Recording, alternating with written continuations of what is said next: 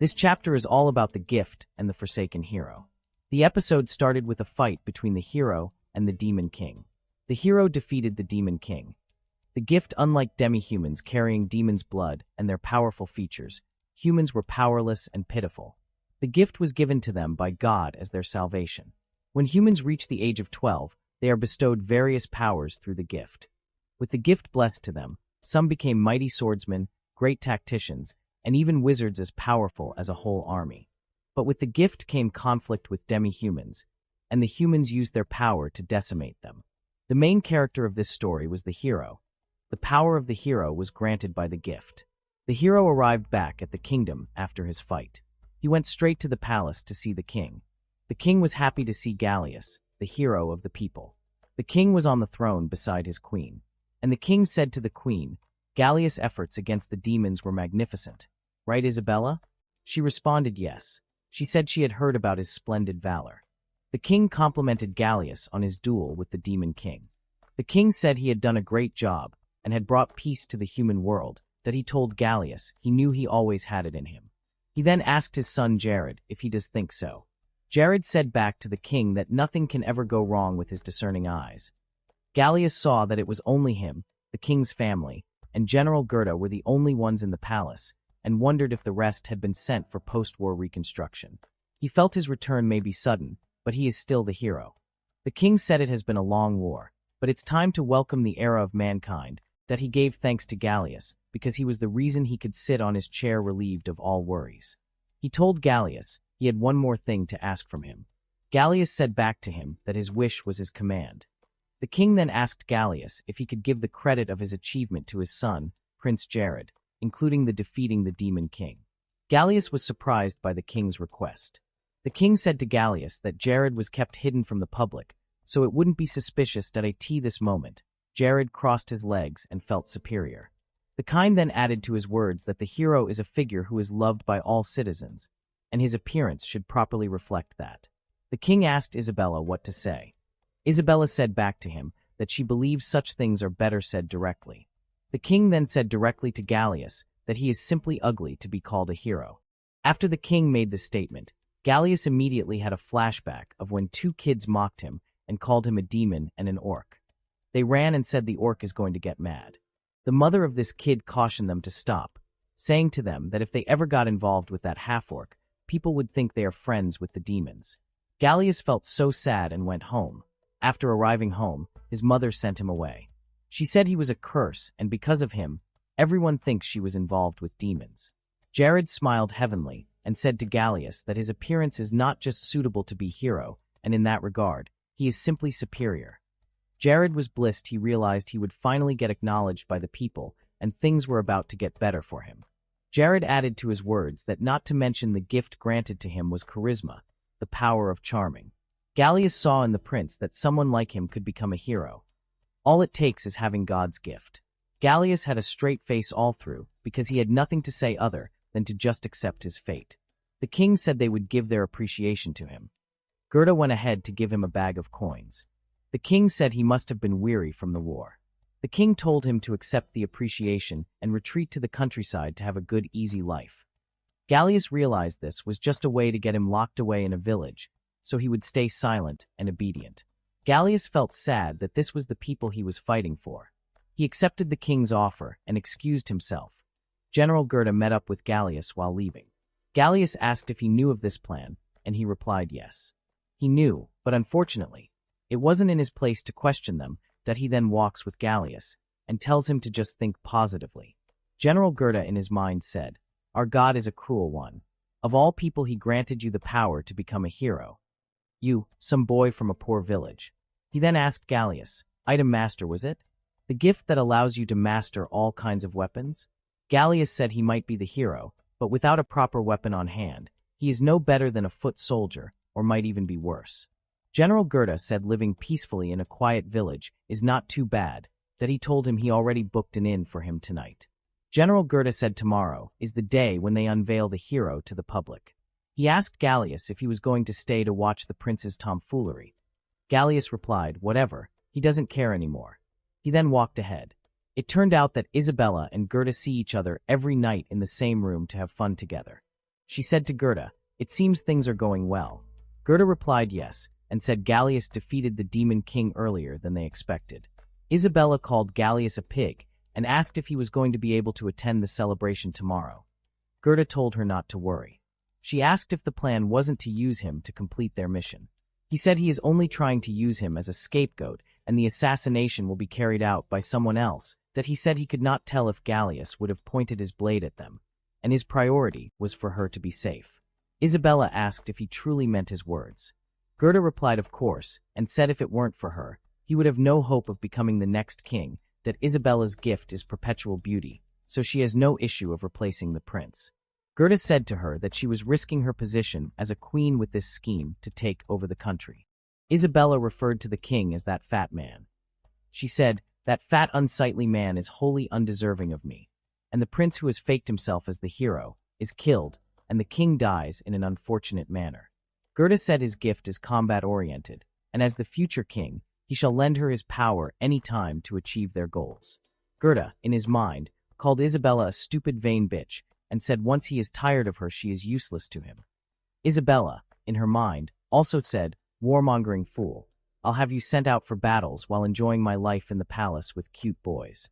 Gallius was on his way to visit the royal capital to prepare for his leave. He got mixed up in the crowd and was stuck. Today is the day they unveil the hero. Gallius perceived the scent of wander. It is a special scent employed by the demons to draw any attention towards the user to something else. Gallius wondered why it was here. He realized it was nearby, and its intentions were clear. He tried to move forward, but he couldn't. The prince was revealed to the crowd. The people couldn't believe it. He said to them it must be a surprise for them to see him, especially to those who had seen his ugly form when he was wearing the holy armor. He asked to explain himself that he said, "The holy sword and armor are the greatest treasure of our country, and only the hero is worthy of using them. However, these treasures bear a curse. Whoever uses these treasures will find their form and appearance disfigured." That he said all this wouldn't have been possible without the love and support of the citizens. Gallius kept looking for the demon because the prince might be in trouble. The demon jumped and attacked the prince. Gerda was surprised to see a demon, and he immediately brought out his sword. Gallius came to their rescue, using a coin to hit the demon from the crowd. The demon had a sulfate dagger, which they all saw. Gerda saw the gold coin and recalled that Gallius was the one given a gold coin yesterday. The guards start to search around for the demon. Gallius also continues to trace the demon down. The scent of wander is getting thinner, which means it is close by. He saw the demon on the floor and said to it, "That must have hurt." The demon was in pain and asked who he was in an aggressive way. Gallius said he didn't mean to scare her. He told the demon to please calm down and put her weapon down. He said he was not an enemy and also not an ally, that he asked if she had fractured bones and offered her a healing potion. The demon said it won't heal broken bones, and what makes him think she wouldn't know it is actually a poison. She also said she doesn't take things from humans. Gallius drank the potion to prove it wasn't poison. He introduced himself as Gallius, and the demon introduced itself as Lippy. He gave the demon another potion because he had a lot of them. The demon collected the potion and drank it. He then asked her why she attacked the prince. The demon said to avenge the demon king. The demon asked if Gallius was with the human that guided her here. Gallius was surprised to hear that. The demon said she was talking about the guy who gave her this dagger. The guy said to her that he had a grudge against the hero. Gallius said he thought she said she was not going to take things from humans. The demon replied it was a different story, and that this was actually an opportunity to take revenge. Gallius recalled the weapon. With the demon was the sylphid dagger from the royal family. He asked the demon to tell him more about the person, and the fact that Lippy had that dagger could only mean one thing. Gerda saw Gallius and the demon together. He asked Gallius what he was doing there. Gerda said he was supposed to thank him for saving his time. Gerda asked what else. Gerda called Gallius a traitor and said to him that they knew all about his plans of infiltrating the demons into the capital to kill the prince. Gallius was shocked and immediately said this must be a misunderstanding. Gallius then realizes what Gerda meant by saving my time, plus the mystery of how Lippy had that dagger, and the rumors surrounding Gerda and the queen. He realizes Gerda is behind everything. Gallius confronted him and accused him of it all. Gerda said he is spitting nonsense. Gallius said to Gerda, "Feigning and ignorance won't work. You were the one who instigated the attack on the prince, that he said he doubts if he was the one that managed to obtain the sylphid dagger, which means the queen is on his side. Gerda said to Gallius that he is awfully sharp for someone so mediocre in swordsmanship or magic. Gallius said back to him that dead men do not speak. Maybe he should try cursing him from the afterlife. Gerda attacked him. Gerda's power is perfect for combat, since it strengthens his entire body. Plus, he can concentrate all that strength into a specific part of his body willingly. Gallius, on the other hand, his gift alters his body so that he can masterfully wield any item. Once Gallius lets his gift take control, he can deflect attacks like Gerda attacks, while using a cheap knife with ultimate precision. That was the gift that was blessed to the hero. Gallius defeated Gerda easily, that he stabbed Gerda through his mouth, and said he had faced a lot of tough opponents, and he wasn't one of them. A cheap, dull knife like this was enough for him. Gallius said that's what he gets for conspiring with the queen to take over the country. Gallius then collected the sylphid dagger from Lippi and escaped. The guards tried to shoot at Gallius. They didn't want him to escape. The king confronted the queen. He told the queen, other than he and the prince, she was the only one who could bring out the dagger from the treasure. The queen was in fear. She replied this had to be a mistake, and that she hadn't done anything wrong. She asked the king to please listen to her, but the king refused. According to the soldier who had stood beside the king during the fiasco, the king had shown a wicked spine-chilling smile. The moment the guards wanted to catch Lippi and Gallius, a lady who covered her head came in as a decoy, so Gallius could escape. One of the guards caught the lady, and she then attacked him with her powers. She screamed at Gallius to hurry and run now. Gallius went as far as he could and got to a place. He felt he and Lippi would be safe for now. Lippi smashed Gallius' hand and asked who he was. Lippi said she had just seen him kill the strongest general, like he was nothing. Lippi then asked if he was a famous adventurer. Gallius told Lippi he was the actual hero. Lippi was shocked and screamed, "What?" Gallius told Lippi not to push herself because she was not fully healed. Gallius passed the dagger to Lippi. It asked what he was scheming. Gallius said he had killed many of its brethren. He then told Lippi to take its revenge, and he would be Lippi's opponent. Lippi grabbed the dagger with her both hands and asked why Gallius saved her. Gallius said his perspective about demons changed after he dueled with the Demon King. He told Lippi the king wasn't dead. Lippi was shocked and screamed, "What?" Lippi said their king died in the duel against him. Gallius told her that's how the story goes. He then explained how things went that day. Gallius already drove the Demon King into a corner. It could not attack again. The Demon King also had given up because the outcome of the battle was clear. The Demon King told Gallius that victory is his, and he should end his life. Gallius just stood and did nothing. The Demon King asked what the problem was, and he said to Gallius that, at this point, it was going to regenerate. The Demon King said to Gallius, "Speak, damn it. Speak. This is the part where you say your lines, fool. You've ruined it." Gallius stood and said he was thinking. The Demon King was getting angry and told Gallius to kill him. Gallius asked the Demon King why his castle was getting attacked. The Demon King was shocked by Gallius' words and asked if he just realized it. Gallius said they've been attacking since they started facing each other and asked the Demon King if he knew that. Gallius said that wasn't the plan. The Demon King told Gallius, "It is if you died then the human army would have just retreated, but if I died, demons would be at a huge disadvantage. We will be forced to surrender our castle and all our land. Having us duel was just a plan for humans to ensure complete victory, and they were betting on my defeat." Gallius didn't see that reply coming.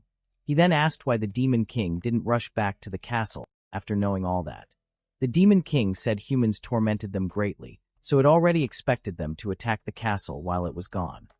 The Demon King hoped most of his men had probably evacuated by now. Gallius realized the Demon King knew from the start that he was going to lose the war. Gallius asked if the Demon King held back against him, and the Demon King said he fought with all his might. Since he is the Demon King, he had to perform his duty. Gallius asked why it accepted the duel in the first place, and the Demon King said it was because he found Gallius interesting. The indomitable warrior who dominates the battlefield with his golden holy sword and holy armor. Carrying such integrity and righteousness in his sword, he would really accept duels, yet never disrespect those who lost against him. Humans kept on attacking the castle. The Demon King realized Gallius was right, and he should have rushed back to the castle to minimize casualties. Gallius realized the demons fought and sacrificed so much just so that their families could live peacefully. Gallius felt the humans had done but oppressed them using vile, scummy tactics and trampling on them with their numbers, just because they felt threatened by their appearance. A little female demon ran into the scene. The Demon King asked what she was doing here. She backed the Demon King and said, "Please don't kill grandfather."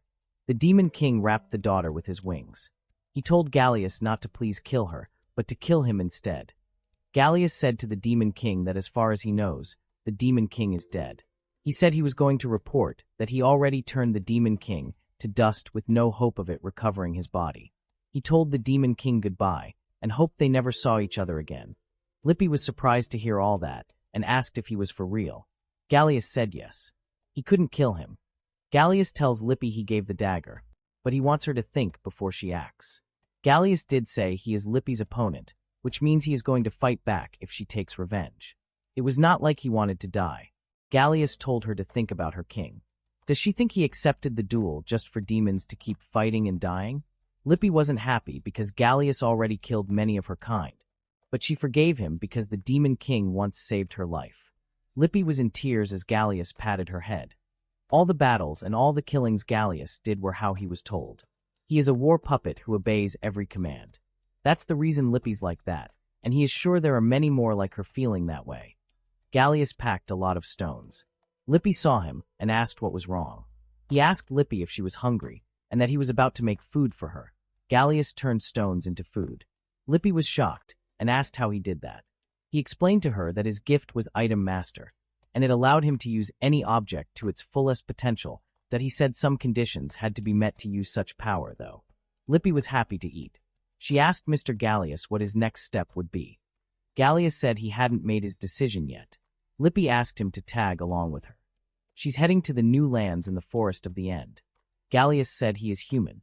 She told him not to worry, that everyone sort of respects the hero, and she is sure. If King Zizzle, the Demon King, is there, he will surely accept him. Gallius was curious because he felt ugly. She said to him that she didn't understand the beauty standards of humans. She begged him to come along with her, and Gallius then accepted since he had nothing to do. Gallius also said he was only going to follow her if she dropped the formalities. After a while, Lippy slept off. But Gallius was still awake, that he saw a bright light, and a lady also in white looking like an angel appeared in front. He asked who she was. The lady said the moon called for her. The lady said she was a mere storyteller, and someone who watches over him through a wall. She also said she is someone who is always beside him, and that satisfies his curiosity. She said her name was Elzenard. Gallius asked if she was the goddess or a spirit who resides in the holy arsenal of their country. She said that would be presumptuous to say she is a goddess. Gallius then asked what she wanted from him. She said she wants him to meddle in something since he is here. She pointed to the east, and said there were people who needed his help. Elzenard told him this shall present a good opportunity in his soul searching, and the choice is his to decide. She also told him this encounter is once in a lifetime. It would be a shame if he let it slip. Elzenard left, and said she would continue watching over him, that he asked why she was leaving now. She replied that she would always be with him. Lippy noticed Gallius had been acting weird since, and she asked him what happened. Gallius told her it was nothing to worry about. Gallius and Lippy were heading east anyway, so it is not much of a big deal. Gallius realizes things now are up to him, and he does not want to blindly follow orders anymore. Gallius and Lippy peeped through the bushes and saw some sort of guys.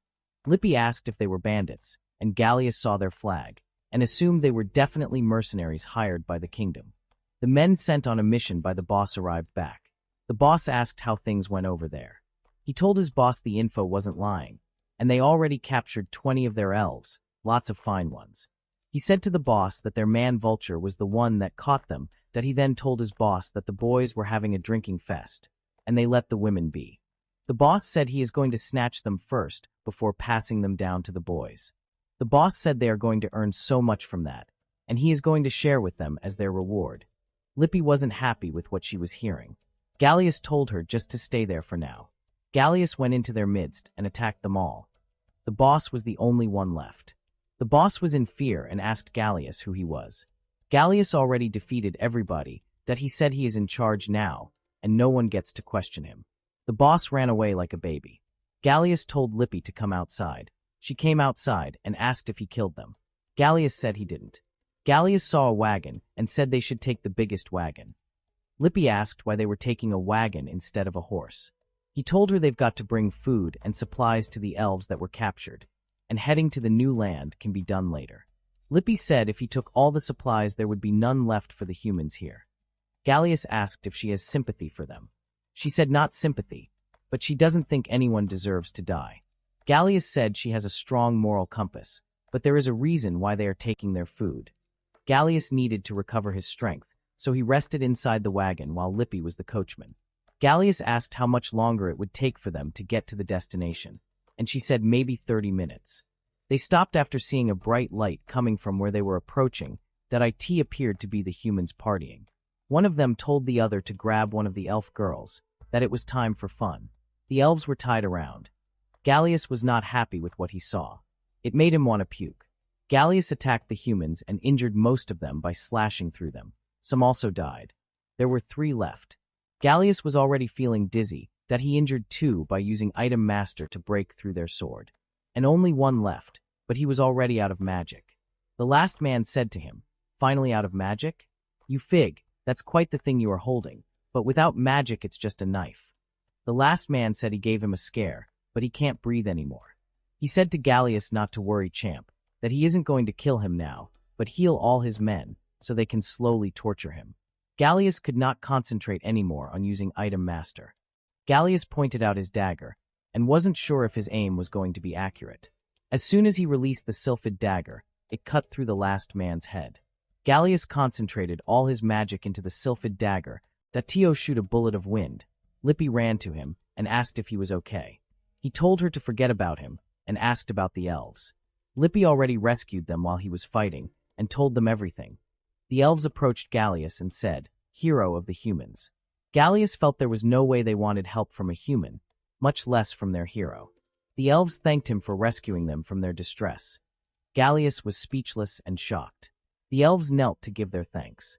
One of the elves said to him, "As the son of the chief Miguel, I'd like to once again offer you my sincere thanks on behalf of everyone here." Gallius told them they don't have to be courteous. Miguel introduced Liliana, his little sister, to the hero, and said he could call her Lilia. "That's her nickname." The little sister screamed, "Brother." He then asked why she was being subservient to the hero.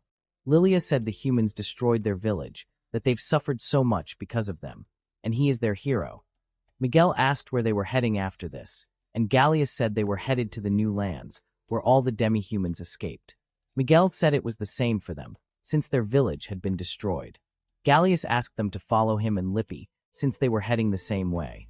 Miguel said many of them are not good in battles, and they would not want to hinder him. Gallius told them not to worry about that.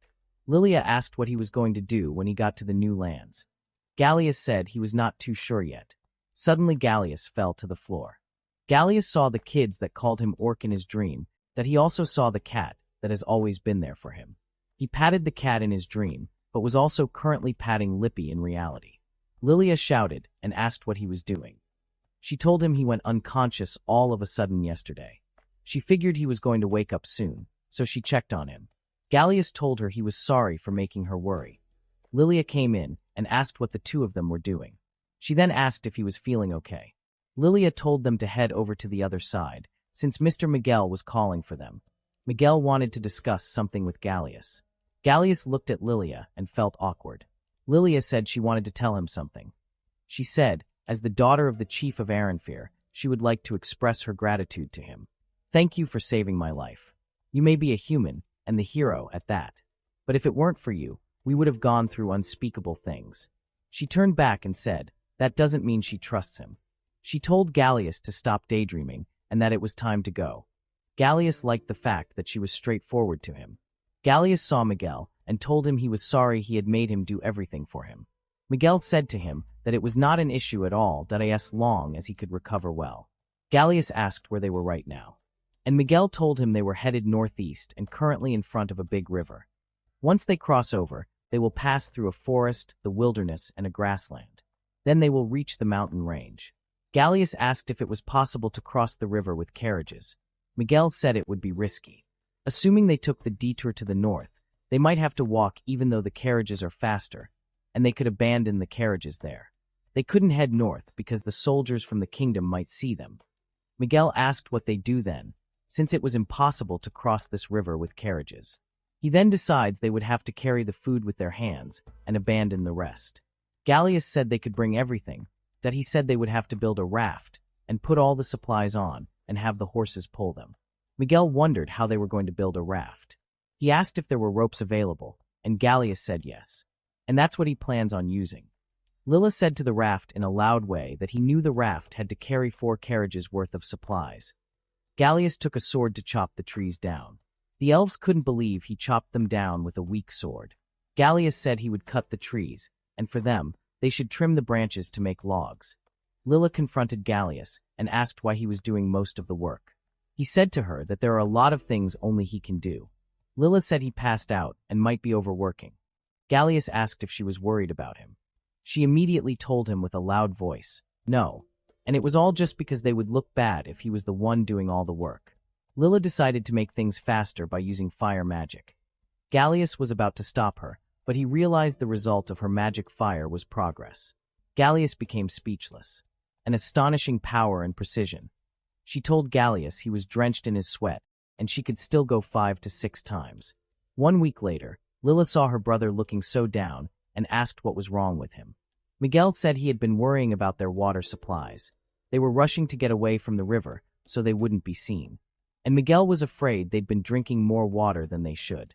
The water available should at least last them for tomorrow and the day after. They would need to refill as soon as possible. Lippy said they passed over a river before. She said she couldn't see it but smelt it. She told them not to worry and to get their water back.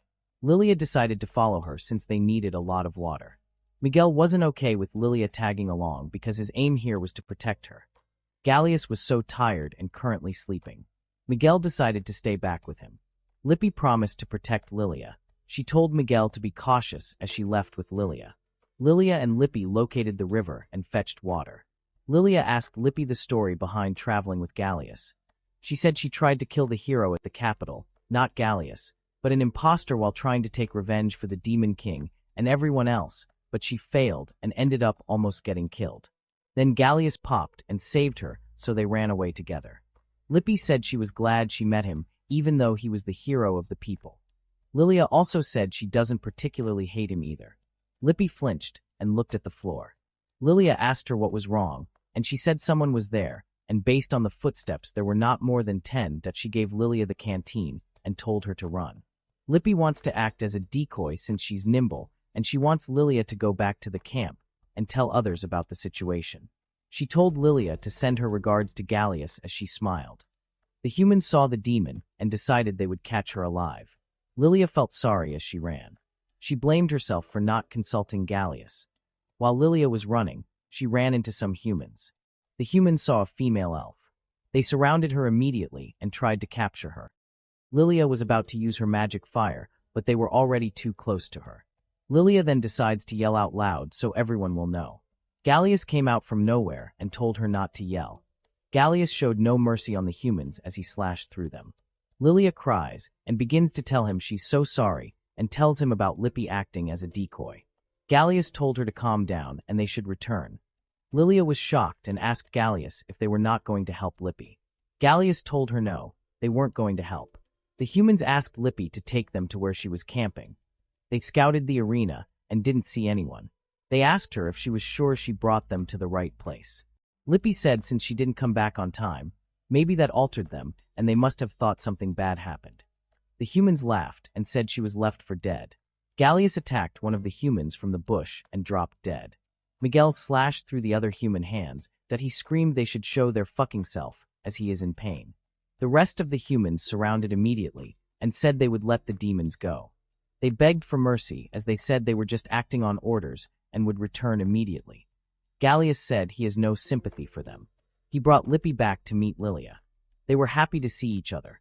Lippy told Gallius she did what he told her, that if she did not stand a chance, she should submit to them. Gallius told Lippy she did well. Gallius realized these few days have been evident, and to protect everyone he can't let these humans live and run away. Gallius is ready to destroy any of their pursuers without hesitation. Lippy almost got attacked, but Gallius identified her immediately at her right-hand side. She used her wind-type weapon to end the traitor. Lilia told her she was awesome. She said it all thanks to Gallius for teaching her. Lippy asked Gallius if he could teach her how to use a sword, and he told her she was more suited for magic. Lippy said her main elements are wind, earth, and water. Gallius said that's rare, and told Lippy she's very talented. Lippy said she sucks at magic. Gallius said she might be good at using weapons implied with her elements, judging from how she used the sylphid dagger. Lippy asked if she could be as good as him, and Gallius told her it was different since he was using his gift. He told her she could be an all-rounder since she had the nimbleness and keen senses of her race.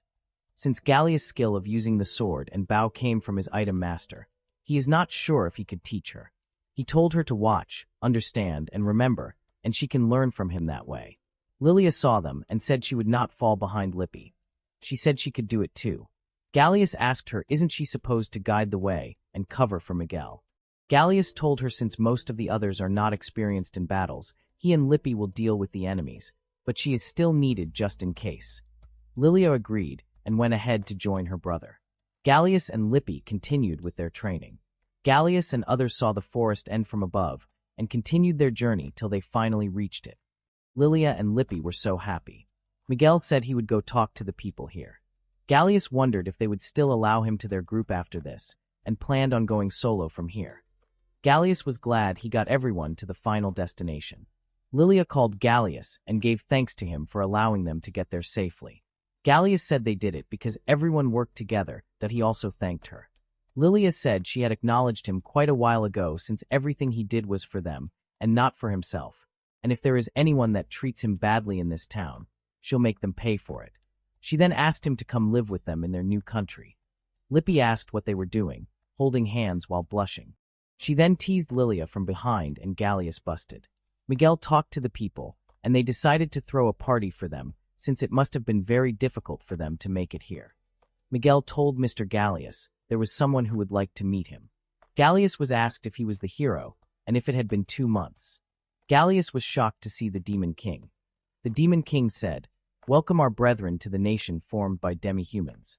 The paradise at the farthest end of the world, Liam Resta." This chapter starts with Gallius waking up slowly from his sleep. His head hurts and wonders where he is. Lippy was already at his front, being patted by him. Lippy said he had done this before too. She asked him if he loved patting her head that much. Gallius said no slowly and was about to explain, but Lippy already said she doesn't mind though. Gallius asked if she was serious. She said to him that she didn't hate it, just that he surprises her sometimes. Gallius had his hand at the back of his head.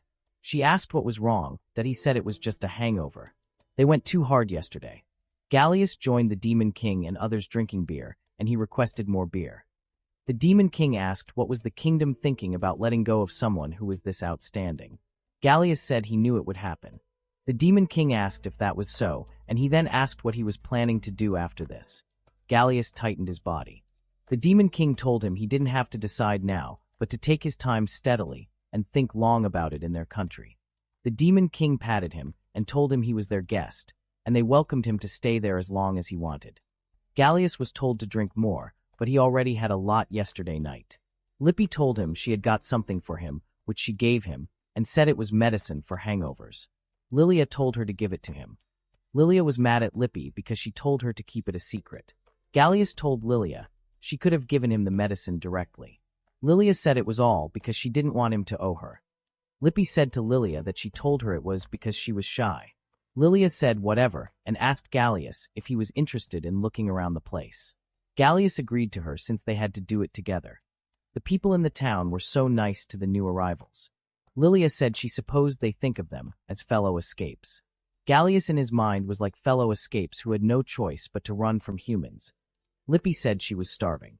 She saw a restaurant close by, but it was already closed. Lippy didn't care and decided to knock till someone answered. The owner of the restaurant came outside. Lippy said they were hungry and asked if he minded if they all took a seat. The man didn't mind and told them they had fewer options for food since they were still preparing to open. The owner noticed Gallius was staring at his face. He then asked if something was on his face. Gallius said no, that it's just that people always tell him he looks like an orc. He apologized to the man for staring at him like that. The man told him he looked like them a little bit, but he looked more like an elf girl much more than him. Lippy agreed to what the man said. Lilia said it was obvious, and why is he surprised? Gallius said Lilia's much better looking than him. Lippy and the elf don't understand the beauty standards of humans, but they know Gallius is cute by their standards. Gallius was touched to realize demi-humans are not disgusted by his appearance. Their food was served after a while. Lippy asked Gallius what he thought about their country. Gallius said he would love to stay here forever. Lippy and Lilia were so happy they told him he could join them and settle as a whole instead of as a guest. Gallius asked if they brought him here just to persuade him. Lippy said he looked so unsure. Gallius said he wanted to be with them all. They thanked the restaurant owner for the food, and the owner asked Gallius how the meal was, and Gallius told him it was great. The owner told him he should always come back. Gallius agreed and promised not to miss his next food. The mayor of the Bortel introduced the new residents to the people. His voice was very loud. He apologized for how his voice was. He saw the hero and told him he looked fierce, that he then welcomed him. The mayor told them the Bortel is an agricultural village that's in the outskirts. The center of Liamresta is the capital, and surrounding it are the suburbs. The suburbs are located around rivers, and they're made up of very diverse populations. He said elves and wercats live there too, and they can find a place to stay around there. He then asked Gallius where he would prefer. Gallius said he has no experience with living in a community and has been isolated ever since he was young. So he plans to live alone first and slowly integrate into their neighborhood later on. Miguel told Gallius they all respect his decision, but if there's anything he needs, he should not hesitate to ask them for help. The mayor approved his demand and took him to a house that used to be a village guard house when the village was still being built, but it's not used anymore. The mayor promised to find him a better place, but he has to manage there for now. The house looked dingy from the outside, but worse inside. The mayor said he should probably go live with the elves until they get him a proper house. He told the mayor not to worry, that this is fine. Gallius was so happy this was the beginning of him living his life as a normal human. The mayor left and said he would be back with some stuff for him. Gallius went back in to start cleaning the house. He went outside to sign in to an application for logging a certain amount of trees, that he was asked if he had a horse to transport the logs, or if they should help him purchase one. Gallius said sure. He will take up on that offer. Gallius was introduced to different collections of horses. He then purchased a horse with strong legs and a good worker. The tools to take care of the horse were given to Gallius free of charge. Gallius asked if that was fine, and the seller told him of course our fellow villagers got to help each other out. The mayor came to visit Gallius. The mayor asked him what he thought of the village. Gallius told him everybody had been incredibly kind. The mayor told him the village is still developing, so they happily welcome any new members. The mayor said there were all people who lost their homes to the humans. Gallius asked the mayor if the people would welcome humans in general. The mayor said that's a tough question, but personally for him he would, and he is not sure of what others would say. The mayor called Gallius walking evidence that good humans exist. At yesterday's party, Zizzle the Demon King said that demi-humans tend to strongly stick with their race. Gallius also figured demi-humans were quite segregated from each other, but in Lemaresta all these races come together and live as one. It was a bad idea for demi-humans to live in their small communities. Zizzle said that it was because if there were any danger presented to these isolated communities, the whole race could end up going extinct, but Gallius feels he had more to say. Gallius and Zapbar did some farm work, and also discussed how fine and dandy it was. Gallius went home. He was surprised to see Lippy. Lippy asked if he minded if she stayed over tonight, and Gallius asked if she already told her foster parent. She said she already told her uncle and auntie. She asked Gallius if he was talking to old man Zapbar just now. Gallius said yeah. He invited him to do some farm work and gave him vegetables in return. Gallius said he would probably use them as stew for dinner. Lippy was so happy. She said she loved his stew. It was late already. Lippy had already slept off, but Gallius was still awake. A bright light shined on him. It appeared it was Elzenard. Elzenard stared at Gallius with sad eyes. He asked her if she had been allured by the moon again. She replied that she had heard a cry for help, and she was still hearing it coming from the forest. Harris was confused, wondering who could have been calling for help from the forest. Elzenard further informed him that it had been a weak voice, but the Lord of the Forest was refusing her entry. If she were to forcefully enter, she would cause trouble for the townspeople. She added that it was definitely a ghost beast. Gallius remained silent, ruminating on all she had said. Elzenard asked if Gallius could enter the forest instead of her, that he replied that he understood, and that if he ignored it, he would not be able to sleep that night. He asked her if it was really okay for him to enter, and she replied affirmatively that as long he did not go too deep inside, there would be no problem. Gallius stepped inside and saw a small animal lying on the ground. Unconscious that he dashed to it and picked it up, realizing it was barely clinging to its life. He wondered if he would be able to save it if he hurried back. As he took a step forward, he sensed the presence of a monster behind him that he initially reached for the short dagger by his side, but thought better of it. Instead, he held onto the animal he had saved and immediately left the forest. As he looked back at the opening to the forest, Elzener commented that he had really held back. Such intense bloodlust. If I had fought, this guy would have been caught up in it. We need to give this guy medical treatment, he replied, referring to the animal he carried in his arms. Elzener declared that she would entrust the animal to him, and Gallius ran back to the forest. Back at the village, the doctor informed Gallius that the animal's bones had been fractured. It seemed like it had been on the verge of death, but had managed to survive by healing itself, which relieved Gallius. The doctor mentioned that the animal looked like a wolf, but it also looked like a species she had not seen before. She asked him what kind of species it was, and he replied that he had just found it had collapsed in the forest. The doctor yelled out in shock that Gallius had gone into the forest. Gallius hesitatingly replied that he had. The doctor warned him that it seemed like there was a gigantic beast in the forest, so he should not be entering it. After apologizing, Gallius asked if the gigantic beast was a demi-human. Rubbing her chin, the doctor replied, I think it's what you humans call an evil spirit. She explained further they were able to do things like communicate with each other. She advised him to ask the mayor for further details. Gallius thanked her for the explanation, and she replied that the most important thing was that he would contact her if the animal's condition suddenly changed, that he scooped the animal into his arms and thanked her again, apologizing for bothering her so late at night. He left with Pippi, waving goodbye to the doctor. The next scene showed birds chirping at a window as the animal Gallius had saved yawned happily. Pippi commented that it was already completely healed. The animal circled Gallius happily as he replied that maybe it had not needed the extra treatment. Maybe that IT has a thankful face on it, doesn't it? By the way, what should we name it? Pippi replied and asked. Gallius replied that he had not really planned on raising it. Pippi reminded him that the animal had gotten injured in the forest and wondered if it would not be dangerous if they returned it to the forest. Gallius admitted that she was right and began to think of a name for the animal. He suggested that they go with Ao, and Pippi playfully replied that he had simply based it on the color of its hair, but she thought it was a good name. A while later, Gallius was being praised by a dwarf for getting a task correct on his first try. The dwarf mentioned that when Zizzle-sama had introduced him to Gallius, he had been half convinced. Looking for a job. Come with me, and I'll recommend you a way to find one, Zephyr had said to Gallius, who had approached him. Looking for a job. The dwarf gave Gallius an offer to work together in the tool shop, and Gallius, albeit thankful, replied that he would answer once he had more experience working at the blacksmith shop. Gallius was praised and pleaded with to work for them. The same thing happened at the repair shop. Later at night, Zephyr cheerfully commented that Gallius was popular and asked if he had decided on what kind of job he wanted. Gallius replied that he had not been able to decide on one. To him, all the jobs had been fun, which was why he felt like he needed to help out with all of them. Having no problem with that, Zephyr said that once he had made his choice, the next was marriage. Gallius shot out his drink in surprise.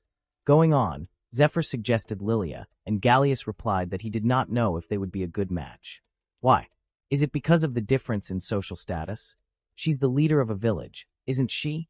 Well, even if she looks like a princess, the people here won't really care, you know. Gallius replied that that wasn't what he had meant, while silently noting to himself that the people there did not really care about physical appearance. Gallius mentioned that he was a human, and Zephyr explained that different species of demi-humans could not create a child. But with a human and a demi-human, there was no problem. Gallius had heard about the latter, but the former was news to him. He eventually explained that Lilia was like a close friend and a battle partner, and that having those feelings of love would cause trouble for Lilia and Miguel.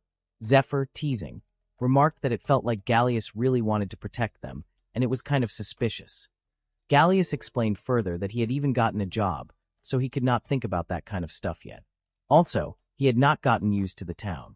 Zephyr assured him that he would show him around, mentioning in the process that orc women were great, and his missus was so powerful. Why missus? Do you mean your wife? I thought I heard that you were single, Gallius asked him. Zephyr replied that he had come to the town with his wife, but her condition had suddenly gotten worse, and she had passed away. Gallius asked if he had kids, and he replied that he did not. He then changed the subject. Soon, Gallius was drunk and asleep. He told the sleeping Gallius not to worry, that he had already been acknowledged by the entire town as an impressive man. As Ao looked up at him, he remarked that he had thought Gallius, the kingdom's hero, would have been much more terrifying. The following morning, Lilia knocked on the door, and when Gallius opened it, she cheerfully greeted him and informed him that she had gotten the medicine and herbs he had requested.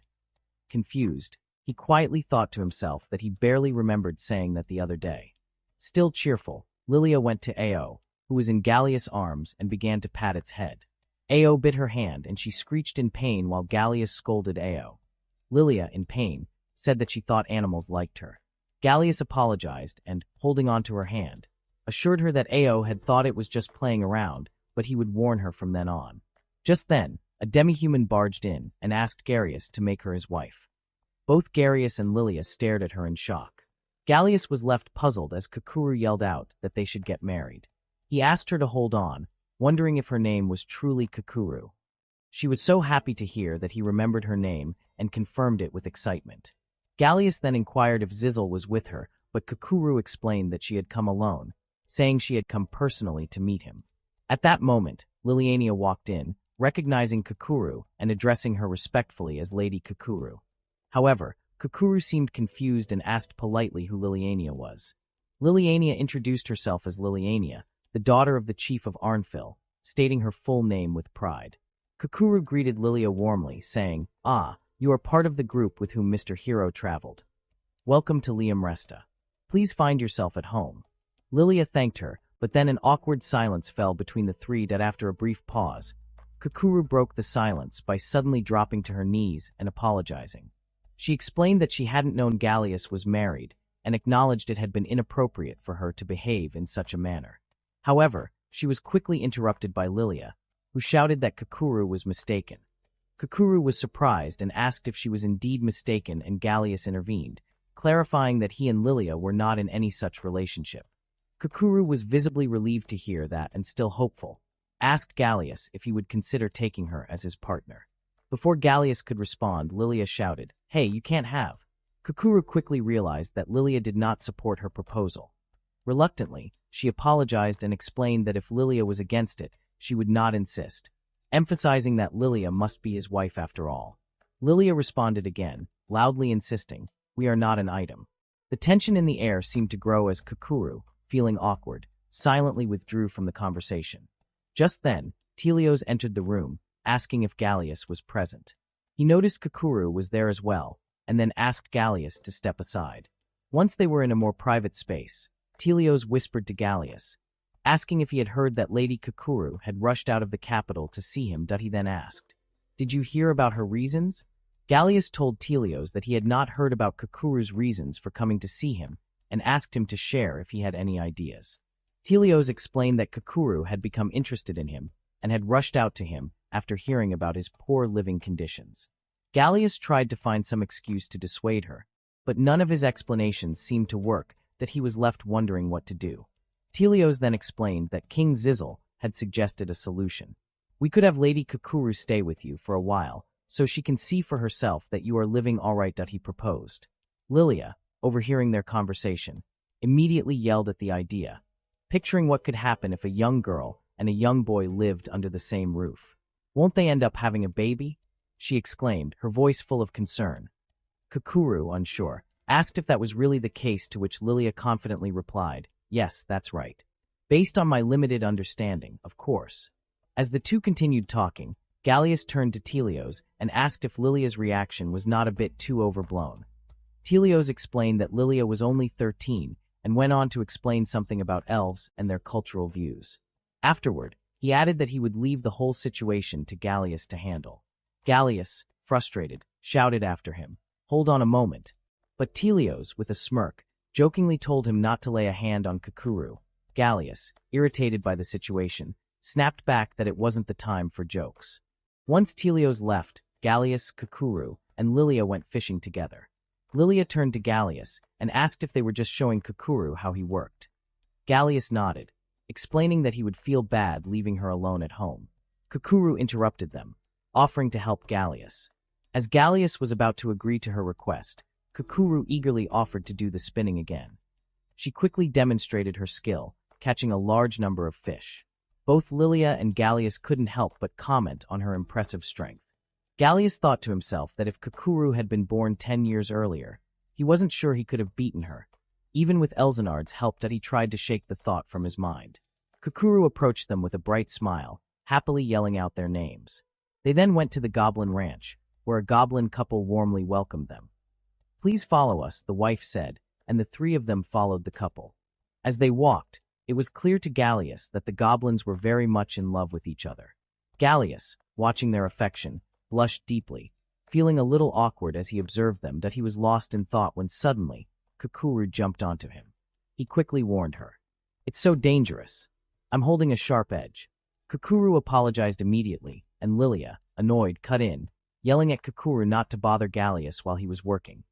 Kakuru, however, continued to cling to Gallius, but after a few moments it was just Kakuru and Lilia. The goblin couple, who were also busy with their work, kindly told Gallius to take a break and offered to handle the remaining tasks. Gratefully, Gallius agreed. While resting, Lilia informed him that she was also done cleaning. "Good, let's have lunch together," Gallius said cheerfully. The two of them settled under a large tree to eat. As they sat down, Gallius asked Lilia where Kakuru and Blue were. Lilia explained that they were still playing. The three of them began eating while chatting, and after a while, Lilia thanked Gallius for the meal. Gallius, noticing Kakuru and Blue playing nearby, smiled. He watched as Kakuru explained how smart Blue was. Curious, Gallius approached and gently patted Blue's head. "Is her horn the result of a sickness, or is it just natural?" he asked. Kakuru tried to answer but then resumed playing with Blue. Just then, Telios and Zepar appeared. "You were going to represent the town and talk with the spirit, right?" The mayor and Kakuru, "Sure. But Zepar, are you going too?" Gallius asked. Zepar nodded, explaining that he had met the spirit before and was just going to give a greeting. Gallius replied that it was reassuring. However, before they could continue their conversation, Kakuru's voice broke through, and they heard her crying. Gallius quickly asked her what was wrong, but before she could answer, Zepar approached her. "It's been a long time," he said warmly, expressing his happiness at seeing her again. Gallius then turned to Zepar and asked about the appearance of the beast spirit. Zepar admitted that he didn't know. Just then, Kakuru cut in, explaining that Lunethia, the spirit beast, liked to hide her appearance. She revealed that the beast was so shy that she would often hide in a cave. After the conversation about the spirit beast, it was time to leave for the meeting with Lunethia. The group left, leaving Blue and Lilia behind, but Gallius promised to play with Blue when he returned. Blue trotted into Lilia's room, her tail swishing as she barked softly. Lilia, noticing her unusual behavior, asked, "What's wrong, Blue? Did you come to play?" She reached out to pat Blue, smiling gently. "I bet you must feel lonely with Gallius away," she added.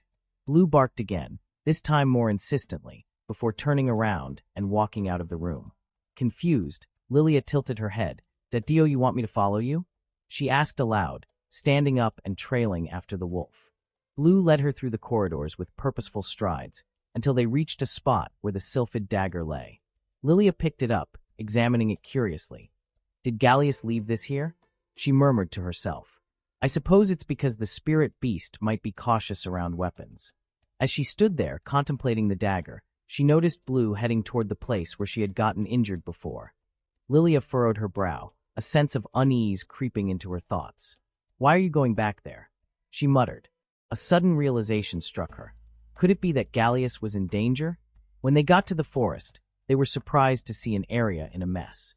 Gallius sensed the presence of the monster again and hurriedly yelled at Zeppel to get back, as something was coming from below. Zeppel hurriedly moved back, and the monster appeared. It was a gigantic grizzly.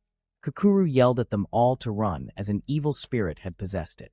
The gigantic grizzly struck Zeppel from behind, and Gallius yelled his name in shock and surprise. Kakuru charged at the bear, barely escaping its strike in time.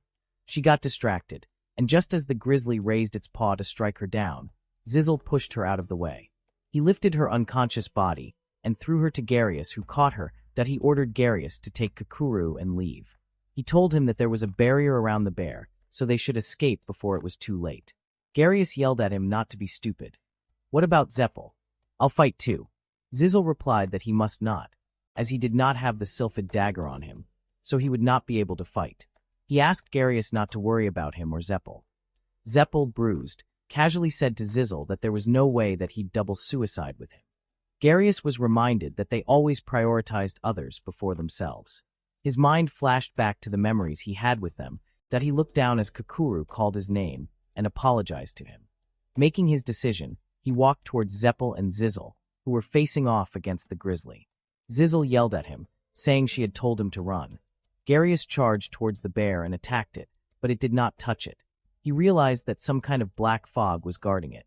He admitted to himself that the toughness was troublesome, but he could still do something about it, that he faced off against the grizzly again, while Zeppel and Zizzle held on to it, and Zeppel declared that he would not let it kill Garius. Garius calculated that if the black fog was counted as armor, then he could nullify it with his item master. It worked, and with the help of Zeppel and Zizzle, he brought the grizzly crashing down. They asked him if it had already been dealt with, and he replied that it had not yet been.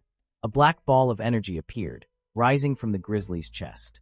Eyes wide, Zizzle asked what it was, and Garius explained that it was the true form of the evil spirit, that if they left it as it was, the evil spirit might have possessed another monster, and he did not know how long the barrier would have lasted. Just in time, Ao and Lilia arrived. The latter held the sylphid dagger and asked if they were all right. Garius rubbed Ao's head. I see. Did you bring Lilia here because I told you not to touch it? He then asked Lilia to give him the sylphid dagger, assuring her that he would explain later. She handed it to him, and he used it to dispel the evil spirit. Well done, O human hero. I was preoccupied with maintaining the barrier to prevent the evil spirit from escaping that I apologize for the late introduction. A majestic wolf-like spirit with a horn on its head appeared. It introduced itself as Lunati, the one who governed the forest. They all exclaimed in awe as they were all healed, including Kakuru, who was conscious. Garius introduced himself to Lunati and thanked it for its help.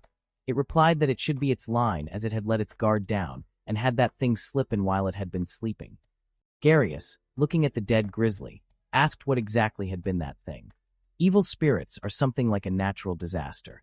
Originally, I should have dealt with it as soon as possible, but I was careless that I sincerely reflect on that, Lunati replied. Garius thought to himself that it was quite a humble spirit beast. Ao barked, and Lunati remarked that it looked like its half-body was doing fine. Surprised, Garius asked Lunati if Ao was its child. No, it's just as I said. Ao was created in order for me to shift to a new body, because I was prepared to die in that fight, that it's a half-body, which is a reflection of myself. Garius asked what would happen to Ao, and Lunati replied that the plan had been to wait for it to grow so it could transfer its soul to the new body. But the times got cut off, so that wouldn't be happening. Lunati then mentioned that, although it had been an accident, it had been able to ascertain Garius' ability, that he asked Lunati if it had actually brought him there to get him inspected. It replied that it was glad to be able to see his true personality. After all, he had already been readily accepted by the demi-humans. Later on, Garius and Zeppel were sitting on a grassy hill, drinking as they reminisced about what had happened that day. He asked about Kakuru, and Zeppel replied that she was sleeping at the moment. Garius mentioned that he wished Tarios could have come as well since they were having a celebration. Zeppel replied that he bet he was just being reserved. After a short while, Garius thanked Zeppel. When Zeppel asked why, he replied the reason why a human like himself could get accepted into the town was because he had taken care of him on everything. Drinking more, Zeppel told Garius about his son. He had had a son just like Garius. He further confessed that he had been testing if Garius really wanted to get along with the demi-humans or not. Garius pressed him about his son, and Zeppel began to lovingly talk about his son. He had died trying to stall the strongest hero together with his friends. Realizing what had happened, Garius bowed his head sadly, and Zeppel, still drinking, told him not to apologize then, or he would hit him in the face. That I guess I would feel refreshed in a different way if you were a nasty person. No, I guess that's wrong. I would never feel refreshed. Even if I cut you into pieces, I probably will still have the resentment until I die. He reached out, placing his hand on Garius' shoulder. That's why, thank you. I was able to accept his death because of you, and I felt like I got a new son. Garius burst into tears, placing his head on Zeppel's shoulder. With tears in his eyes, Zeppel teased him that big men must not cry. He thought that his tears had dried up. Ugly. The boy who got persecuted just because of that. Somewhere along the way, he had forgotten how to cry. There will still be those who have grudges against the hero. Some might not be willing to forgive him. Even so, he still lives with the demi-humans dedicatedly. To repay those who have acknowledged and accepted him, during the meal Gallius had served, Lippy leaned back with a contented sigh. This kotatsu is perfect, she said, glancing at him. By the way, where's Lilia? Isn't she coming by today? Gallius shook his head. It's not like she visits every day. He replied that she's busy, you know. He turned to look out of the window, his gaze distant. Time passes by so quickly that it's been 3 years, huh? Lippy nodded in agreement. Yeah, 3 years. Suddenly, Lippy's demeanor changed. Damn it, Gallius. How long are you going to drag this out? She exclaimed, her tone sharp with frustration. You've noticed Lilia's feelings for you, haven't you? Gallius sighed, rubbing the back of his neck. I appreciate it, but she's just too young, he said firmly. Lippy's frustration grew. Do you realize someone else might take her away? Are you okay with that? I know, Gallius replied evenly, his tone calm but resolute. And I'm fine with it. Lippy threw her hands up in exasperation. Fine, fine. If that's how you feel, then I'll just tell Lilia myself that you don't care. Before the conversation could escalate further, Blue's barking echoed through the house. Lippy frowned and stood. That must be Blue. I haven't seen her all morning. Was she out? Yeah, Gallius replied, heading toward the sound. But she's back earlier than I expected. Kukuru walked in, looking so surprised to see Gallius, saying, Long time no see. Gallius was surprised by her, saying that he was glad to see her too before welcoming her in. He gave a cup of tea before asking her why she was in his place. Kukuru gasped as she almost forgot the reason why she was in his place. She then explained that his hometown, the kingdom of Midteria, had been destroyed. Gallius was seen riding a dragon named Black. He thanked the dragon before explaining to Kukuru and Lippy that he would be back the day after tomorrow, that he got to Freitas, which was the closest fortified city to Lemresta. And though it wasn't as buzzing as the Midteria kingdom was, it was still a thriving city with a strong agricultural industry. Gallius decided to gather information about the kingdom as Freitas' first 3 men were standing around a massive lizard that lay wobbling on the ground, clearly exhausted and struggling to move. One of the men yelled at the creature, commanding it to walk and questioning why it was tiring so easily. Another, his tone filled with irritation, pointed out that if the lizard died, they would have to pay a fine. The third man, seemingly exasperated, suggested shifting the blame to the slave trader, arguing that it was the trader who had assured them they could discipline the creature without consequence. As the argument among the men continued, Gallius arrived at the scene. His gaze fixed on the injured lizard, and his tone carried a stern edge as he asked them directly, Are you the ones who hurt this lizard? The 3 men turned to face him, their expressions shifting from annoyance to curiosity and slight defiance. One of them sneered. Who are you to ask us that? Unfazed, Gallius repeated his question with greater intensity, refusing to back down. I said, Are you the ones who hurt this lizard? Realizing they needed to come up with a story, the men quickly denied the accusation. It wasn't us, one of them lied, gesturing vaguely toward the distance that we were attacked by demons. The lizard got caught in the middle of it. Gallius's sharp eyes narrowed, clearly unconvinced that if demons attacked, why is the lizard the only one injured? One of the men finally broke the tense silence, blurting out defensively, That's no shit. We had to use him as bait so we could gather the materials and make some cash, man. His tone was almost proud, as if the explanation justified their actions. Gallius's expression hardened as he shook his head. It's still your fault, he said firmly. Another man, clearly irritated, raised his voice. Fault? That thing's a monster, he exclaimed, as if trying to shift the blame. Don't lie, Gallius replied coolly, his unwavering tone making it clear he wasn't buying their excuses. I still have other things to ask you. The men exchanged nervous glances, and then one of them cautiously ventured, Are you trying to enter the city? Gallius raised an eyebrow at the question, replying nonchalantly, What if I said yes? Seizing the opportunity, one of them stepped forward with a proposal. We can talk to customs on your behalf. he offered quickly, his tone suggestive, but you're going to help us in return. Gallius tilted his head slightly, feigning curiosity. Help you? And what does that entail? He asked. It's simple, the man said, waving his hand dismissively. All you've got to do is kill the lizard and keep quiet about it, that's all. For a moment, Gallius remained silent, letting their words hang in the air. Then, with a faint smirk, he replied, All right, I get you. But a little correction. He paused, his smirk widening. I'm not an adventurer, I'm a bandit. The revelation left the three men stunned. They exchanged alarmed looks, clearly unsure how to respond, but Gallius wasn't finished. And as a bandit, he continued, his voice calm but laced with menace, I plan to steal everything from you. His gaze turned sharper, his tone dropping an octave. Well, killing indiscriminately is part of our job, no? You and I both. Gallius glared down at the three men, his gaze cold and unyielding. That's why I'm always ready, he said, his voice calm but lethal. To kill or be killed, that's the world we live in. Without hesitation, he moved into action. In a swift, precise series of attacks, the men were down before they could react, groaning and sprawling on the ground. Gallius straightened, surveying the scene with a calm detachment. His thoughts wandered as he looked at their defeated forms. 3 peaceful years. I was worried I'd gone soft, he mused as he flexed his fingers, testing his strength. But it doesn't seem like I've lost my edge. Humans never deserved any spared emotions from me anyway, that he was interrupted by a faint twitch from the lizard lying on the ground. Gallius turned his attention to the creature, watching as it blinked sluggishly and shifted. Who are you?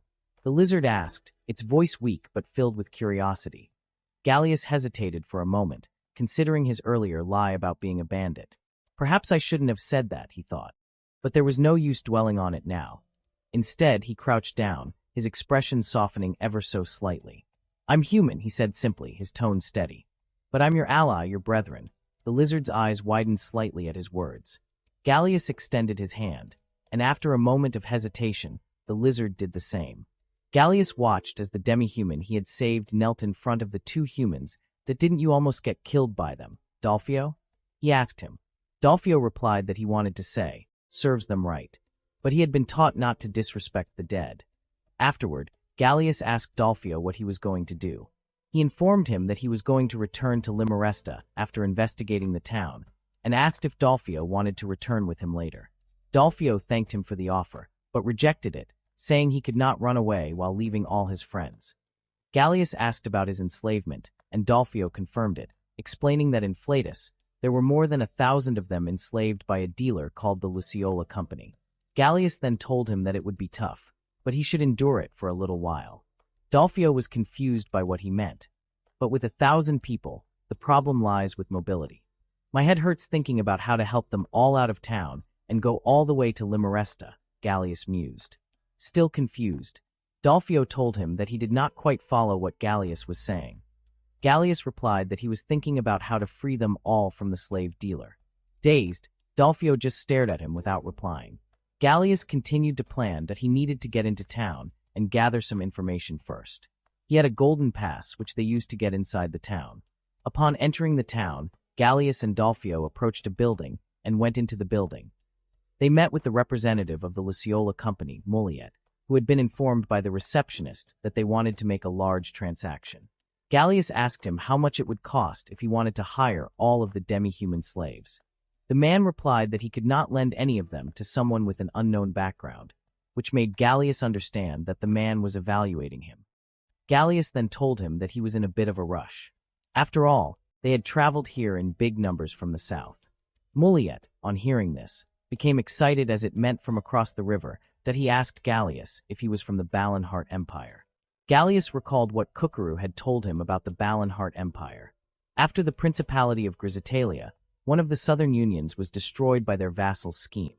Balinhart had captured and absorbed one union after the other and named themselves an empire. They attacked the Mid-Terrier Kingdom. They must have an exceptional emperor. She had further said that there was no information regarding his powers gift. Gallius had decided that he was going to gather more information, as it was important to be aware of what they were planning to do as a country. Back to the present, Gallius asked Moliet if he would be in trouble if the empire attacked. Anxious, Moli replied that it went without saying. Their precious products would be taken into battle, and it would be hard on business later.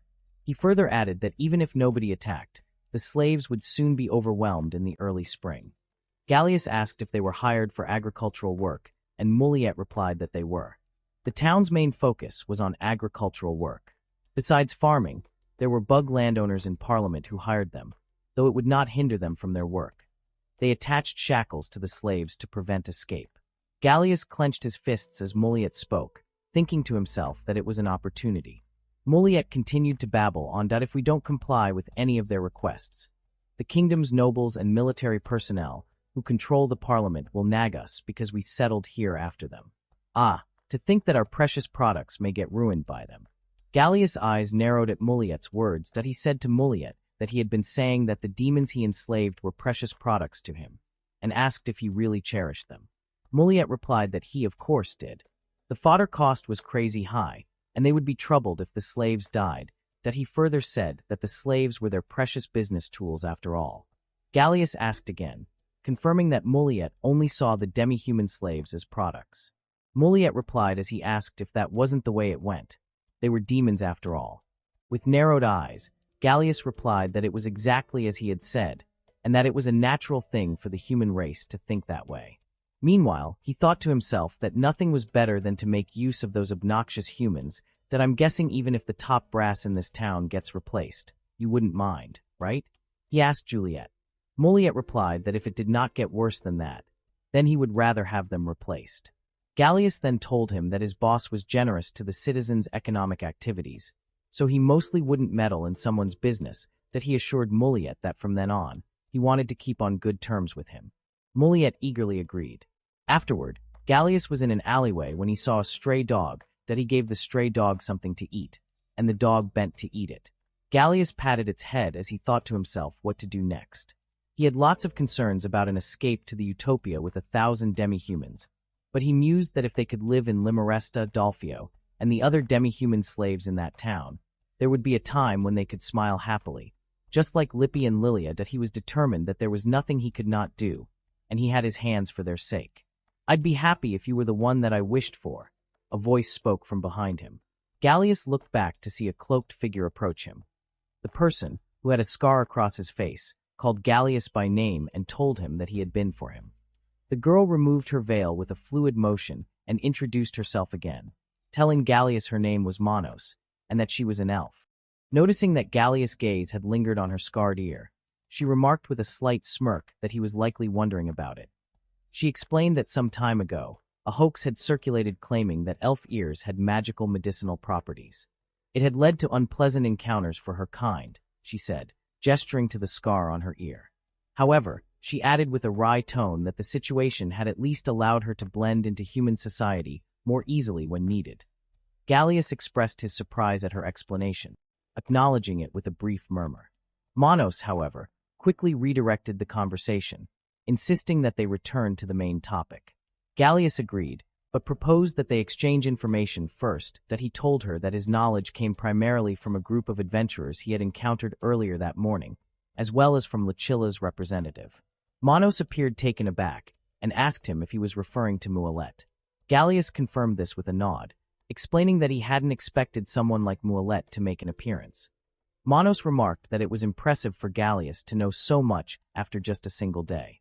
As Gallius took a sip of his tea, he explained that, based on the information she had shared about the status quo in Freitas and other city-states, it was reasonable to assume that other cities also persecuted and enslaved demi-humans. Internally, Gallius reflected on the risks involved, acknowledging that freeing the demi-humans in Freitas might lead to harsher treatment of slaves elsewhere, datio the humans in these cities. Demi-humans were viewed as nothing more than commodities. Despite these concerns, he resolved not to waver in his determination to save whoever he could. Noticing the shift in his expression, Manos asked what was troubling him, commenting that he looked unusually grim. Well, I was thinking of how to rescue the demi-humans, Gallius replied. Hearing that, Manos lost her balance while pouring tea, spilling some onto the table. She quickly collected herself and apologized. I'm sorry. I'll quickly wipe it off, she said, grabbing a cloth to clean the mess. As she cleaned, she asked, Do you really think it's possible to save everyone? Gallius nodded and replied that he had a plan but would need insiders to secretly report to him that he asked if she could help him find people willing to assist. Manos agreed and took him to meet some demi-humans who could help. After Gallius explained his plan, they all agreed to support him. One of the demi-humans raised a concern. Let's say you save our brethren there. Wouldn't that make things worse for the rest in other cities? Gallius admitted he couldn't deny the risk, but shared his optimistic outlook, that he explained that humans saw demi-humans as goods rather than people and doubted they would harm slaves as retaliation for those who were freed. He also pointed out that slave traders, focused on their profits, would ensure their slaves weren't harmed. The group murmured an agreement. One of them mentioned that enslaved demi-humans were often heavily monitored, so there wasn't much danger of direct harm. Another added that it wouldn't be easy and saving many might require sacrifices. But still, he said, I hope for the best outcome regardless. He then brought up another major issue, how to move all the freed demi-humans to Liam Resta. The others agreed it was a critical point to consider. Gallius explained more of his plan. He told them he had learned that most of the demi-humans worked on farms on the outskirts of the city, so that was where they should strike. All they had to do was unchain the workers and free them there. When they asked what would happen next, Gallius detailed the next steps of his strategy. They praised his plan, saying it was clever and minimized concerns about supplies or pursuers. Gallius informed the group that the only remaining step was gathering the necessary supplies. With the spring harvest only a few days away, they had roughly 2 weeks of preparation time. The demi-humans assured him they would have everything ready by then. Can we really pull this off? Gallius asked, his voice tinged with uncertainty. One of the demi-humans looked at him sharply. What do you mean by that, General? You should just tell us to do it, Gallius chuckled and replied. I'm not a general, though. Another demi-human chimed in, smirking. Doesn't matter, boy, that you're leading this operation, so it's fine to call you General. A carpenter among them enthusiastically added. We carpenters are in. If there aren't enough hands, we'll gather more people. Don't worry about that. An orc thumped his chest and grinned. Leave the heavy lifting to us orcs, boss. You ogres are in too, right? The ogres nodded in agreement, their determination shining through. One of them growled, We'll do whatever it takes. Gallius scanned the room, his heart swelling with admiration. These were truly reliable people, willing to risk everything for the cause. After wrapping up the meeting, Gallius went straight to Mullet. He handed over a hefty sack, explaining that it contained around 500 coins, the most he could fit in it. The whole thing is yours, Gallius told him. Keep the change if there's any. Mullet weighed the sack in his hands and smiled. This is more than enough, he said. And don't forget, I've already spoken to the guards. Gallius nodded. Thank you. I'll take the documents and carriages then. Mullet hesitated before adding that the slaves he bought were left and were useless. He was about to ask him why he bought them.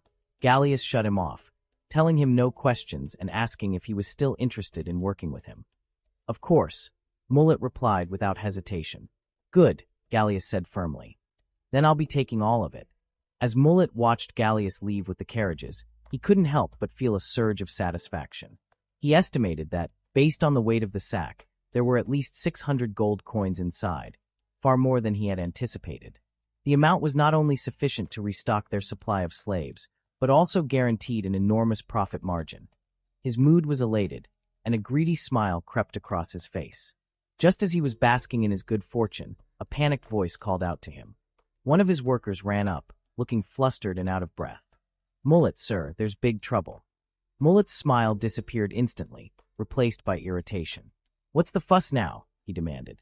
The worker, still gasping for air, explained that someone had broken into the safe. An estimated 600 gold coins have been stolen, the man exclaimed. Mullet froze.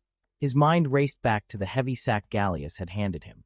The words Gallius had spoken echoed in his mind, and the realization struck him like a thunderbolt.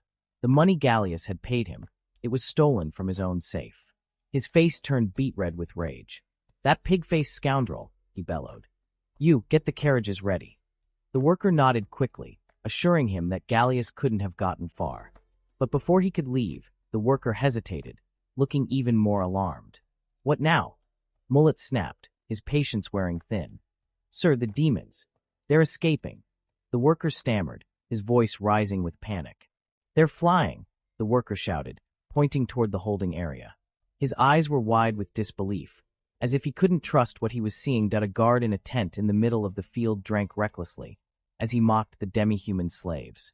He said that it was so easy handling them, and they never tried to run, though they were bigger than him. Sensing a movement, he looked up, just as a demi-human struck him down. The demi-human whistled, signaling the others who understood that it meant the extermination unit had completed their mission, and they began to move, asking the other demi-humans to follow them. One of them asked where they were escaping to, and they replied that it was a utopia, their paradise. With a horse carriage? With these numbers, we can't outrun the guards, the demi-human said worriedly. The demi-human leading the escape pointed to the sky, explaining that they wouldn't use the horse carriage as they had prepared something else. He was pointing to wyverns. A few days ago, Garius and Kokuro had approached the dragons. The ancient dragon, Fafnir, had asked him what he wanted, warning him that he should not say that he was there to defeat him. Garius had introduced himself and Kokuro, and explained that the reason they had gone there was to ask for his help. Fafnir had glared at him as he said that he understood the situation, but he had no obligation to fulfill Garius's wish. Replying that he was aware of that, he and Kokuro presented barrels and a brush. The barrels had been filled with sake, and the dragons happily gulped them down. Garius used the brush to scratch their backs. They had enjoyed every bit of it. Afterward, with a serious look in his eyes, Fafnir told Garius that he had accepted the conversation and asked him to speak his wish. Garius then told him that he wanted to borrow 10 wyverns. Back to the present, the demi-humans all worriedly asked about the others. Most of them had loved ones in other districts. The demi-humans leading the escape assured them that the same thing was happening in all districts. The demi-humans lightened up and thanked them wholeheartedly. The demi-human humbly rebutted their gratitude. He told them not to thank him, but to thank their leader, as it was all thanks to him for arranging their escape. When he saw their confusion, he explained that their leader was Garius, the human hero who had made them suffer in the past, but was now there to guide them to peace. The next 7 showed Garius, driving a carriage as he thought to himself that the number of demi-humans that had taken off was lesser than his expectations. It was slightly fewer than the number he had hypothesized in his head, that a flying demi-human with wings called out to him anxiously as he flew towards him. "Oh, a messenger. How's the situation?" Garius asked him. The messenger replied that there were pursuers chasing from the town, and there were dozens of them. At that rate, they were going to catch up. Garius asked if someone could handle the carriage, and one of the demi-humans in the carriage offered to do it. He then asked the messenger if he knew which district had gotten delayed from escaping. The messenger replied that it was the northern district, which was right next to the town. Garius thought to himself that the northern part was where Miguel's self-units were deployed, and it was not good to put personal feelings into it. But he was glad Lilia hadn't participated at that time. He told the others that he would go over there, and that he would leave the rest to them before he dashed off on the back of one of the wyverns. The next scene showed the moon high in the night sky as Miguel and the other elves faced off against soldiers. They charged and the battle began. In the midst of the battle, Lippy saved Lilia from an attack, and Lilia thanked her. After defeating their enemies, Lippy turned to Lilia and asked if they were finished there. Lilia, her voice still filled with urgency, shouted back that they could still provide cover for Galius and the others. Without waiting for a response, she urged Lippy to move quickly. Before she could take another step, a firm grip grabbed her from behind. It was her brother, Miguel. "Nope, we're going to save the captives," he declared, his voice stern but tinged with relief. Lilia froze for a moment, stunned to see him. "Miguel?" she called out in surprise. Miguel's expression was a mix of exasperation and concerned at "You're too reckless," he said firmly, his tone brooking no argument. He reminded her of the promise she had made to him. "You told me you'd listen to orders. That was the only reason I let you and Lippy come here in the first place." There was a flicker of guilt in Lilia's eyes, but before she could respond, Miguel continued, his voice rising with emotion. "If anything happened to you, how could I explain it to Mr. Galius?" Lilia opened her mouth to refute him, but Miguel cut her off sharply. "No buts. Getting everyone onto the dragoncraft is just as important a task, and that's what we need to focus on." At that moment, a demi-human working on the dragoncraft ran up to them, shouting that there was an emergency. The urgency in his voice made both Miguel and Lilia turn their attention to him. "I need to speak to the field commander," the demi-human called out. Miguel stepped forward. "That's me," he said loudly, signaling for the demi-human to speak. The demi-human's face was pale, and his voice trembled as he explained the situation. Freitas has sent human reinforcements. There are 50 of them, and they're already here. Both Miguel and Lilia stared at him, stunned. The weight of the news sank in quickly. Before Miguel could react, Lilia shouted, "Put out the bonfire immediately." Her voice carried a sense of desperation and determination. Miguel turned to her, his expression filled with disbelief. "Don't tell me you're trying to lure them away," he yelled. Miguel shouted Lilia's name, begging her to wait, but she was already gone. Frustrated, he put out the bonfire, doing his best to follow her plan. Lilia, on the other hand, used her magic on the flames, yelling for them to burn the humans and draw them away. She hoped it would be enough. This has to work, she thought to herself. Suddenly, she was hit by a defensive magic attack. Her horse stumbled, and she fell hard to the ground. Dazed and in pain, she struggled to make sense of it. "How? It's dark, and I'm so far away. How could they hit me while riding?" She wondered what kind of powers these humans had. The human soldiers approached her. Fear gripped her, but before she could react, a strong gust of wind swept through. Out of nowhere, Gallius appeared, looking calm yet determined. "Gallius," she called out, relief and surprise clear in her voice. "I'll ask questions later," he said firmly. "Right now, we need to deal with these humans." He picked her up and carried her as he flew into the sky. As they soared higher, Lilia spoke quickly. "Wait, they have someone with a defensive gift. Even my strongest magic didn't work against it." "I know," Gallius replied calmly, "that I saw it from far away. Don't worry, I'm ready for this." Below them, the humans began shooting arrows. Lilia's heart raced as the arrows sped toward them. But Gallius raised his hand, stopping them in midair with his magic. Then, with a flick of his wrist, he sent the arrows flying back at the attackers. Lilia stared in amazement. "How did your wind blades get past their shield?" she asked. Gallius smiled slightly as he explained. "When their shield is up, nothing can pass through it, not even their own attacks. For the archers to shoot, the shield has to come down. The moment it dropped, I sent my wind blades at the one holding the defensive power." Lilia was awestruck by how clever he was. Gallius then turned to her and asked, "How is the situation on the ground?" "It's bad," she admitted quietly. "The humans are sending reinforcements." "I'm sorry, Gallius," but Gallius shook his head. "Don't apologize," he said. "It's because of you that the reinforcements were dragged away, that it's the perfect time for a surprise attack," Gallius added. Gallius noticed that Miguel was the only one still fighting the humans. He rushed in to save him just as Miguel was about to get hurt. In doing so, Gallius himself came dangerously close to being injured, but Lilia and her brother intervened in time to rescue him. Together, they managed to bring him to a safe place. Once they were secure, Miguel expressed his gratitude and asked if Gallius was okay. Gallius reassured him, explaining that he was fine and urging them to focus on preparing the dragons and treating the injured.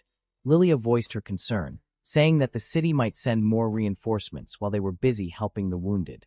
Gallius calmly responded, "I killed 100 or so before coming here. 150, including the reinforcements. I'm sure they are very wary of sending more." Both Miguel and Lilia were shocked to hear this. Gallius then told them that he would rest for a while and leave the rest of the work to them. After some time, Gallius woke up to the sound of Lilia and Lippy shouting excitedly that he was awake. Lippy greeted him cheerfully, saying good morning. Sitting up, Gallius asked about the outcome of their mission. Lippy and Lilia exchanged grins before Lilia revealed, "It was a success." Lippy added with enthusiasm, "We managed to save everyone." Gallius felt immense happiness hearing this, though his thoughts turned somber. He reflected on the sacrifices made during the mission, but took solace in the fact that thousands of their brethren had been saved. However, he reminded himself that many were still enslaved, that he doubted the same tactics would work again, and recognized there wouldn't be another opportunity like this. He resolved that they couldn't afford to fight cleanly anymore, and would need to set aside fair play and ethics if it meant ensuring justice. His deep thoughts were interrupted when Lilia pinched him and asked what he was thinking about at that moment. Gallius told Lilia that she should not be doing that. Lilia asked him what there was not to be happy about.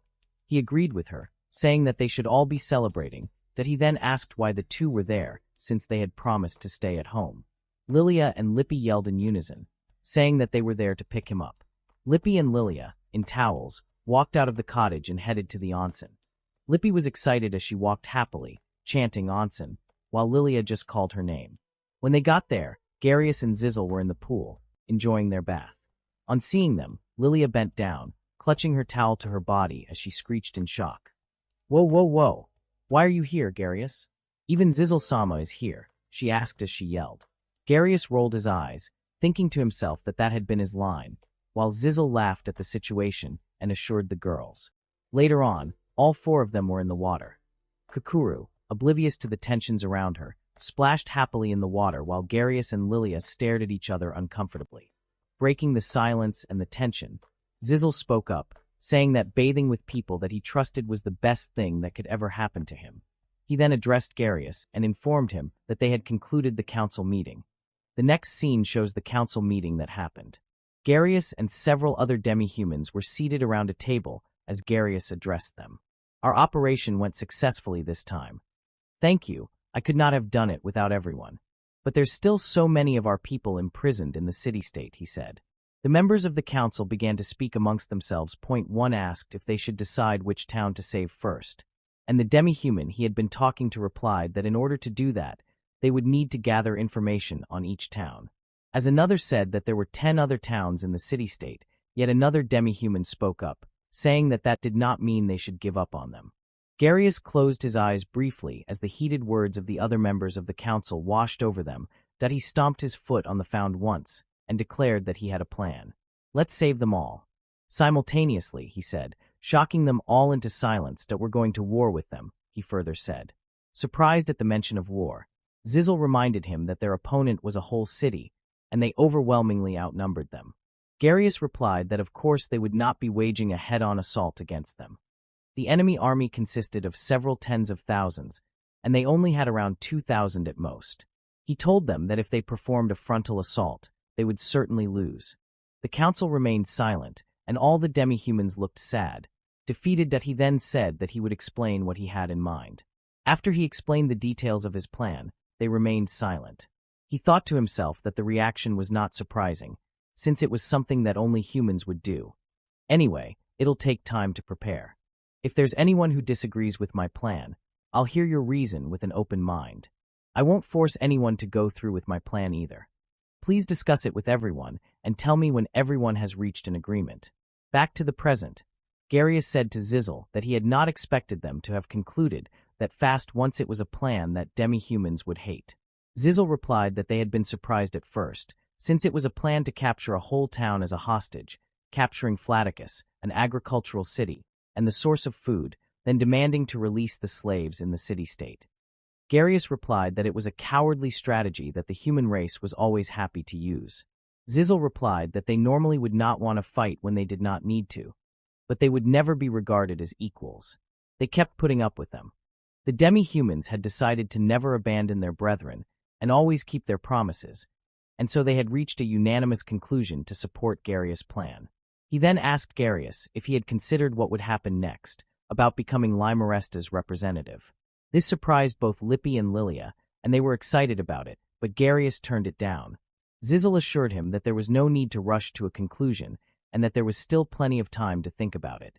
Garius noted that Zizzle would not give up on it, and soon, his attention was drawn to an ornament in Lilia's hair. He complimented her, and she thanked him.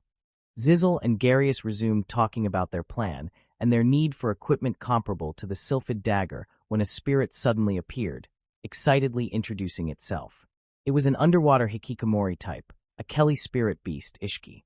Missy Whiskey told Gallius that she could provide the materials to make weapons, but only if he agreed to listen to her request. Gallius, curious, asked her what her request was. Missy Whiskey explained that it was a sensitive matter and revealed that she wanted him to chase away her stalker. Gallius, along with Lilia, Kukuru, and Lippy, was surprised by her words. Seeing their shocked expressions, Missy Whiskey reassured them that Gallius would understand the situation once he met the stalker. Gallius finally met Missy Whiskey's stalker, Mr. Leviathan. As he introduced himself, Leviathan acknowledged him, saying he had heard of Gallius and even called him a human hero. Leviathan then explained that he had successfully wheedled the other beast spirit into befriending him. After that, he calmly asked Gallius to state his purpose. Gallius, still somewhat surprised, quickly responded, denying any form of wheedling or manipulation. Leviathan, however, made it clear that while he could coexist with demi-humans, he had no intention of working with Gallius. Gallius, now feeling a bit of frustration, thought to himself that Leviathan would be a difficult one to please. Gallius then asked Leviathan if he knew the Kelpie beast spirit, Wisj. Leviathan replied that he had been wondering where the good-for-nothing had gone, but it turned out she had gone to Gallius to ask for help. He referred to Wisj as a good-for-nothing, once again.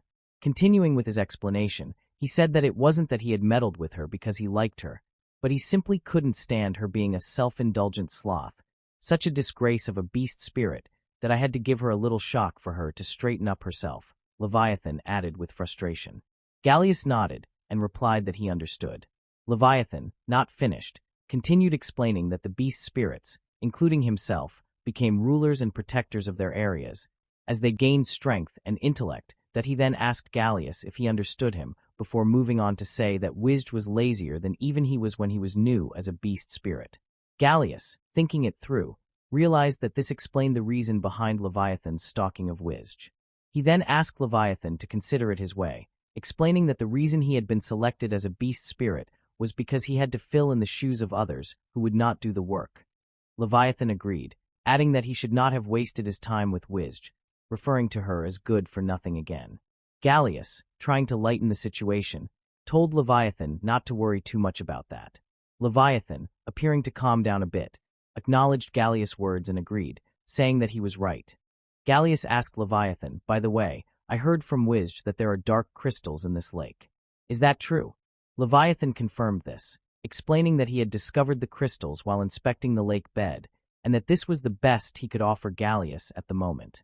As Leviathan revealed the massive size of the crystals, Gallius exclaimed in amazement, "It's huge." Leviathan, however, downplayed it, stating that it was his way of thanking Gallius for helping him realize he shouldn't bother with Wisj, that he couldn't resist adding a jab, calling Wisj an idiot. Later, Gallius took the crystals home and forged them into a dagger. In the following scene, he is seen trying to give Zepar a drink. Zepar appeared pleased by Gallius' presence and remarked, "It's right before the big day, brat. Why find this old coot?" Gallius explained that he wanted to spend time with him, confessing that the responsibility on his shoulders felt heavy.